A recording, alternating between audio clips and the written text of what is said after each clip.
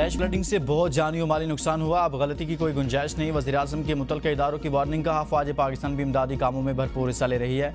सिपह सलार भी मेरे साथ थे और वो इमदादी कामों को लीड कर रहे हैं। गैर कानूनी तामीरात पर अहम इजलास तलब करने का इंडिया। वफाकी कैबिनेट के इजलास से खिताब में कहा, सूबाई हुकूमतें किसी को हरगिज़ गैर कानूनी तामीरात की इजाज़त न दें। ऐसी खूबसूरती का क्या फ़ायदा जो इंसानी जानें निकल जाए।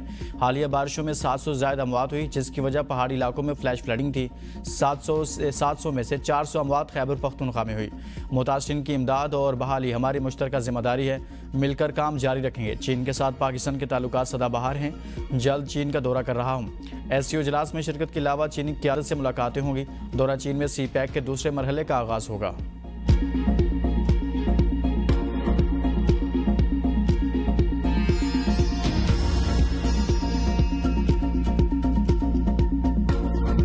गिलगित बल्तिस्तान के ज़िला गिजर में सैलाब ने फिर तबाही मचा दी। ग्लेशियर फटने से मुत्तअद्दिद देहात ज़ेरियाब, 5 घर मुकम्मल तबाह, 100 से ज़ायद मुतासिर। गिजर कोपिस के इलाका तलीदास के मुकाम पर दरिया का बहाव रुक गया।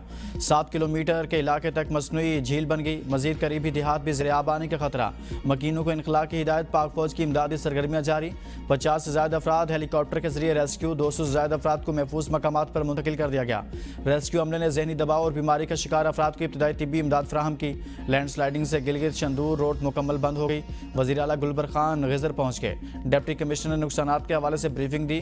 तर्जुमान गिलगित बल्तिस्तान हुकूमत फैजुल्लाह फराक के मुताबिक लोगों का शदीद माली नुकसान हुआ। 1 किलोमीटर की सड़क रैलों में बह गई। सैकड़ों अफराद नकल मकानी कर चुके हैं।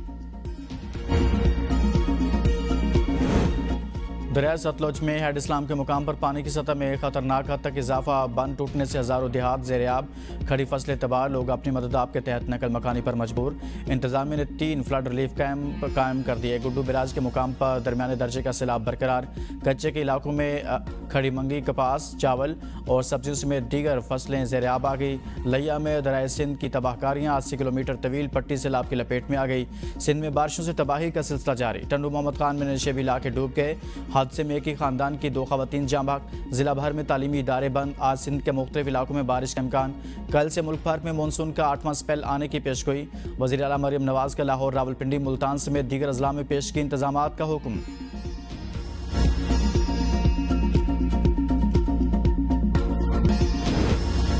वज़ीर आला खैबर पख्तूनख्वा यमीन गंडापुर का सलाम मुतासिरीन के लिए बड़ा ऐलान। तबाहशुदा घर का मुआवजा 4 लाख से बढ़ाकर 10 लाख रुपए कर दिया।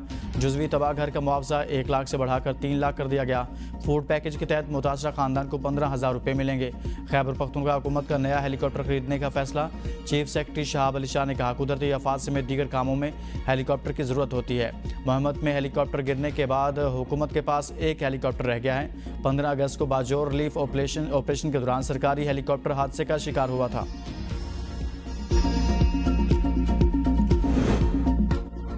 सैलाब मुतासिरीन के लिए अभी तक कोई बैरूनी इमदाद नहीं मिली। पंजाब, सिंध और वफाकी हुकूमत ने सिर्फ इमदाद का कहा। वज़ीर आला पहले ही कह चुके हैं कि हमें मदद की ज़रूरत नहीं। मुशीर इत्तलात खैबर पख्तूनख्वा बैरिस्टर सैफ की प्रेस कॉन्फ्रेंस का। हादसे का शिकार हेलीकॉप्टर का ब्लैक बॉक्स काफ़ी रोज़ बाद मिला। फोरेंसिक जारी है। DGPDMA ने कहा, खैबर पख्तूनख्वा में रिलीफ एंड रेस्क्यू ऑपरेशन के लिए तमाम वसाइल बरोए कार लाए जा रहे हैं।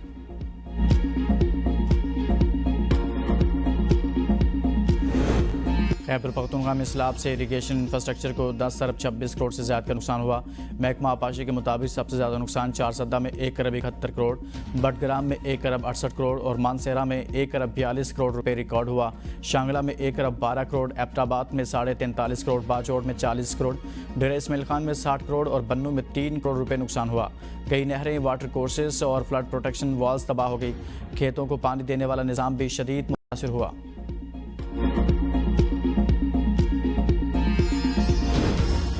चीन का पाकिस्तान की खुद मुख्तारी और तरक्की के लिए गैर मुतज़लज़ल हिमायत का इरादा। फील्ड मार्शल आसिम मुनीर से चीनी वज़ीर ख़ारजा की मुलाकात। अमन व इस्तेहकाम के फ़रोग़ के लिए मुश्तरका आज़म का इज़हार। ISPR के मुताबिक मुलाकात में इलाक़ाई सिक्योरिटी, इंसदाद दहशतगर्दी और बाहमी दिलचस्पी के उमूर पर तबादला ख्याल हुआ। दोनों जानिब से स्ट्रेटेजिक शराकत दारी को मजबूत बनाने और इलाक़ाई व बैनुल-अक़वामी फ़ोरम्स पर ताउन को मज़ीद बढ़ाने के आज़म का इरादा किया गया। फील्ड मार्शल आसिम मुनीर ने चीन की मुस्तकिल हिमायत पर शुक्रिया अदा किया। चीनी वज़ीर ख़ारजा दौरा पाकिस्तान मुकम्मल करने के बाद वतन वापस रवाना। नायब वज़ीर आज़म इसहाक़ डार ने मेहमान चीनी वज़ीर ख़ारजा को रुख़सत किया।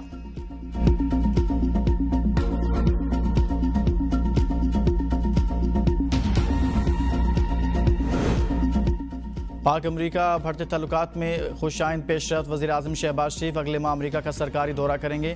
अमरीकी सदर डोनाल्ड ट्रंप से मुलाकात का इम्कान है। वज़ीर आज़म शहबाज शरीफ न्यूयॉर्क में अक़वाम मुत्तहिदा जनरल असम्बली इजलास में भी शिरकत करेंगे। वज़ीर आज़म अमरीका से पहले बरतानिया का दौरा करेंगे।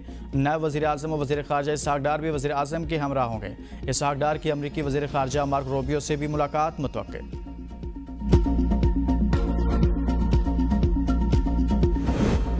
जंगबंदी के लिए भारत ने अमेरिका से दरखास्त की। मुझे अमेरिका से फ़ोन आया, मैंने वाज़ेह कहा कि पाकिस्तान जंग चाहता ही नहीं था। नायब वज़ीर आज़म इसहाक़ डार के सीनियर सहाफ़ी से गुफ्तगू, कहा जंगबंदी पर अमल जारी है। हमने किसी से नहीं कहा था कि हमें भारत के साथ बैठाएं, बल्कि किसी न्यूट्रल मुकाम पर बिठाने की बात की। वाज़ेह किया था भारत के साथ किसी एक नुकाती एजेंडे पर बात नहीं होगी। पाकिस्तान भारत के साथ मसला कश्मीर समेत जामे मुज़ाकरात के लिए तैयार हैं। अमरीकी वज़ीर ख़ारजा का दौरा पाकिस्तान अभी शेड्यूल नहीं। नायब वज़ीर आज़म और वज़ीर ख़ारजा इसहाक़ डार कल बांग्लादेश के दौरा पर रवाना होंगे।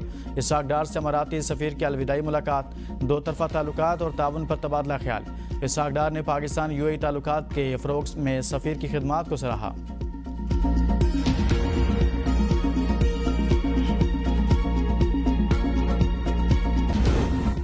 हुकूमत का NFC अवार्ड में वसाइल की तकसीम का फार्मूला बदलने पर गौर। विफाक सूबों को मिलने वाले 57% कोटे में कमी की तजवीज़ देगा।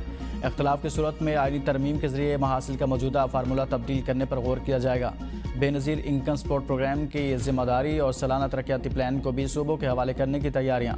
नए NFC अवार्ड के तहत सूबों को अपनी आमदनी बढ़ाने के लिए खुद इक़दाम करना होंगे।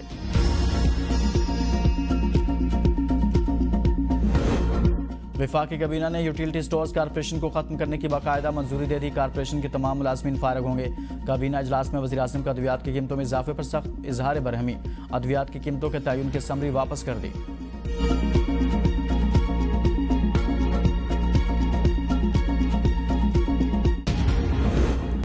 9 मई जिना हाउस जलाओ घिराव केस में बानी PTI के भांजे शाहरिज खान का 8 दिन का जिस्मानी रिमांड मंजूर। पुलिस ने बानी चेयरमैन के दूसरे भांजे शेर शाह को भी हिरासत में ले लिया। ATC लाहौर में गिरफ्तारी केस में सलमान अकरम राजा ने कहा कि वाक़े के 23 माह बाद पुलिस को अचानक गिरफ्तारी का याद आ गया। शाहरिज को बगैर वारंट घर से उठाया गया। लाहौर पुलिस ने गुज़िश्ता रोज़ जमान पार्क से मुलजिम शाहरिज खान को गिरफ्तार किया था। मीडिया से गुफ्तगू में अलीमा खान ने कहा 8 मुकदमात में भाई को जमानत मिलने पर ये मेरे बेटे को उठा कर ले गए।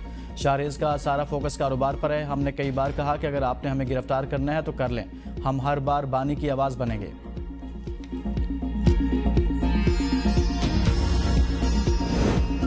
सलमान अकरम राजा के कहने पर अली बुखारी की 1 घंटे में बानी PTI से मुलाकात। पार्टी में नया पेंडोरा बॉक्स खुल गया। सियासी कमेटी के इजलास में अरकान ने पार्टी सेक्रेटरी को आड़े हाथों ले लिया। कहा हम तो समझते थे इस्टेब्लिशमेंट हमारी मुलाकातें नहीं होने देती, असल रुकावट आप हैं। अगर आपके और अलीमा खान के कहने पर मुलाकातें होती हैं तो बाकी लीडरशिप की वफादारी पर सवाल क्यों उठाए। पार्टी लीडरशिप आपके इल्ज़ामात के बाद अडयाला जाना बंद हो गई। सलमान अकरम अरकान के सख्त सवालात के जवाब न दे सके, इजलास छोड़ कर चले गए। दूसरे दिन भी न पहुँचे, इजलास ना हो सका।